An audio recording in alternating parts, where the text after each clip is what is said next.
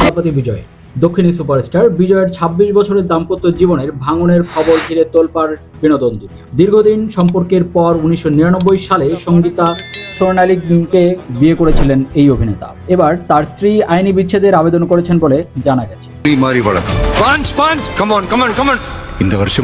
অভিযোগ উঠেছে অভিনেত্রী তৃষা কৃষ্ণানের সঙ্গে বিবাহ বহির্ভূত সম্পর্কে জড়িয়েছেন বিজয়। এই কারণেই বিচ্ছেদের পথে হাঁটছেন সঙ্গীতা, এমনটাই দাবি বিভিন্ন সূত্রের। অভিনয়ের পাশাপাশি বিজয় বর্তমানে রাজনীতিতেও সক্রিয়। তিনি নতুন রাজনৈতিক দল তামিলাগা ভেট্রি কাজাগম টিভিকে এর প্রতিষ্ঠাতা। ফলে এই বিচ্ছেদের খবরকে ঘিরে রাজনৈতিক মহলেও নানা জল্পনা তৈরি হয়েছে। বিশেষ করে তামিলনাড়ুতে নির্বাচনের সামনে থাকায় বিষয়টি নতুন মাত্রা পেয়েছে।